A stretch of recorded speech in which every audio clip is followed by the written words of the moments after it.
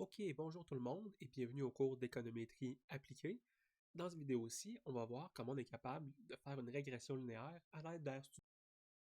Donc, ça va vous prendre une librairie, la librairie Wooldridge. Cette librairie-là va me permettre d'importer des données. Si vous avez déjà des données avec lesquelles vous travaillez, vous allez pouvoir sauter un petit peu plus loin dans la vidéo où je vais expliquer comment utiliser la fonction lm pour faire une régression linéaire dans RStudio. Donc moi, pour l'instant, je vais vous montrer les données avec lesquelles je travaille. Donc je commence par loader ma librairie Wooldridge. Ça, Wooldridge, c'est un package dans lequel vous avez plusieurs bases de données qui sont déjà mises en ligne par Wooldridge. Wooldridge qui est un économètre américain d'économétrie, d'introduction à l'économétrie.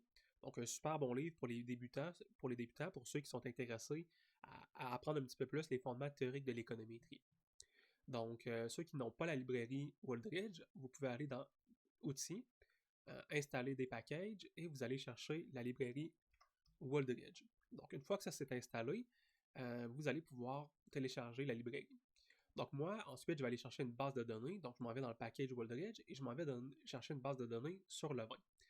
Donc, ce code-là, cette base de données-là sur le vin, c'est 21 observations en fait. Et ces 21 observations-là, c'est 21 pays différents. Donc, pour ces pays-là, on observe le taux de mortalité pour des raisons cardiaques, donc pour des maladies du cœur, et le taux de mortalité pour des maladies du foie. Et vous avez la consommation d'alcool de litres d'alcool par habitant dans le pays. Donc, ça, c'est notre table de données ici. Moi, ce que je vais vouloir faire, c'est que je vais m'intéresser à la relation entre le taux de mortalité dû à des complications cardiaques et la consommation d'alcool dans le pays.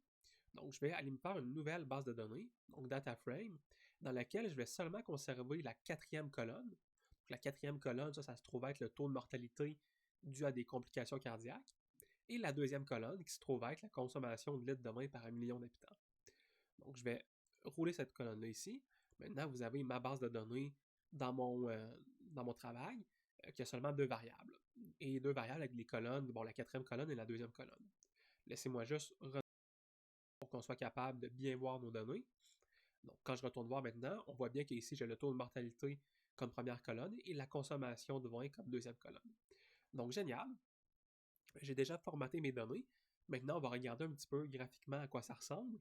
Vous voyez ici, j'ai un graphique. Sur l'axe des X, j'ai ma consommation d'alcool. Et sur l'axe des Y, j'ai mon taux de mortalité dû à des complications cardiaques.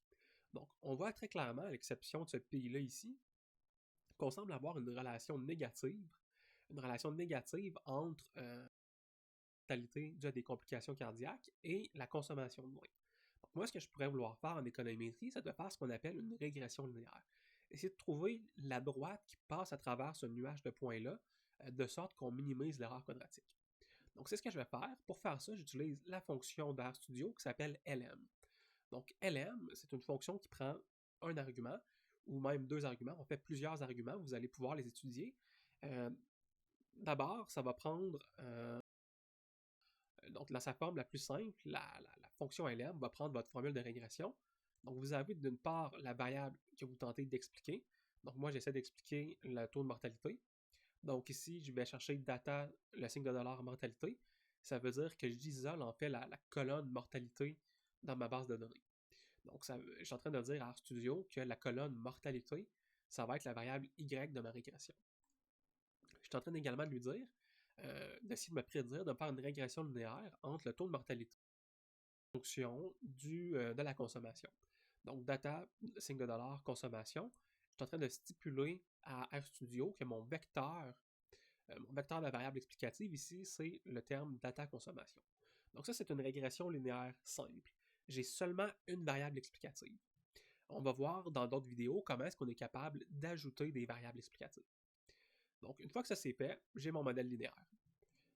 Je vais rouler cette fonction-là. Et ce que vous allez voir, c'est que dans mon environnement de travail, j'ai une variable qui s'appelle modèle linéaire. Donc, cette variable modèle linéaire-là, elle me donne un paquet d'informations sur la régression qu'on vient de faire. Et donc, je vais la rouler tout de suite.